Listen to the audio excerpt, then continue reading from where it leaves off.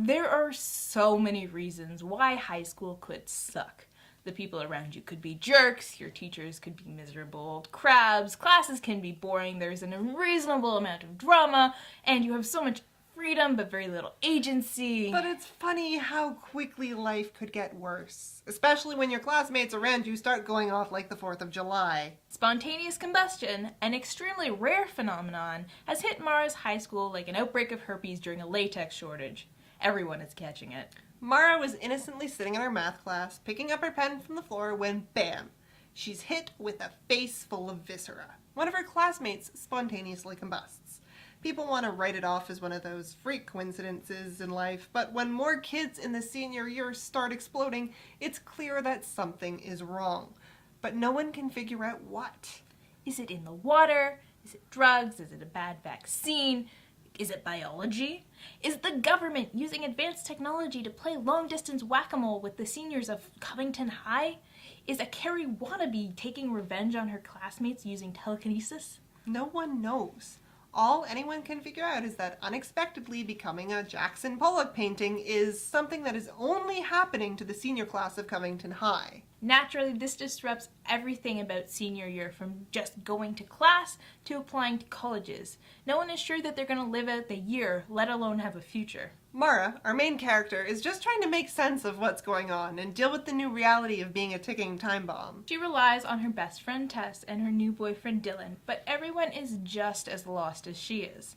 Mara has her own way of dealing with difficult situations, though. She uses a healthy dose of black humor. And as you can imagine, in a book about spontaneous combustion, the opportunities for black humor are many. So yes, this book is humorous and Mara is relatable. She deals with an impossible situation in an extremely endearing way through making jokes, but she also doesn't let the seriousness of the situation slip by her either. She's plucky and fallible, but even as you laugh with her, you also really see just how much the situation is eating at her, and you understand exactly how she goes from one stage of grief to the next, as she tries to adjust to her new reality.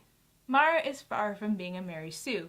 She gets jealous, and occasionally she turns to drugs and alcohol to deal with her problems. But she also seems to have some real power and makes changes as well.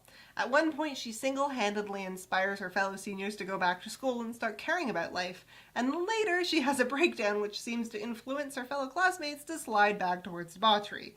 Whether she's just that influential or if she's just in sync with the rest of the seniors, it's unclear. Two characters that Mara associates most with are Tess and Dylan, her best friend and her new boyfriend.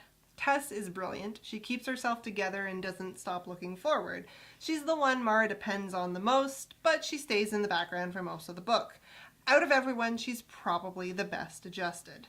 Dylan, on the other hand, is quirky. He has a unique way of looking at the world that comforts Mara, and his relationship with her reminds Mara that she is still alive and can enjoy living in the moment. Starmer does a great job of realistically depicting how the rest of the world would react to explosive teenagers as well. The rest of the town has to go through its own process of adjusting to their unusually volatile teenage population.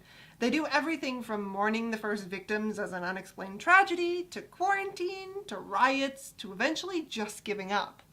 And then there's the rest of the world who are interested in the tragedy but ultimately forget about what's going on the second it's not new news. And then there's the government who does almost absolutely nothing other than contain the situation to the town. Starmer even has the situation worked down to how the seniors use social media. Seriously, the YouTube videos that would come out of this class would be insane. My God, it would be a reality TV producer's wet dream. Spontaneous gets a lot of points for unusual premise and even more points for excellent execution.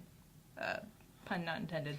Starmer's writing style nails it. Funny, but also smart and compassionate. Realistic, but not overly serious. It's a book that makes you think about what it's trying to say without beating you over the head with any blatant messages.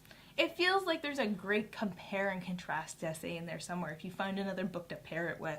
Spontaneous is also an easy read, one that won't take you very long or feel like it's being dragged on forever. So if you're in the mood for something quirky and different, we definitely recommend Spontaneous.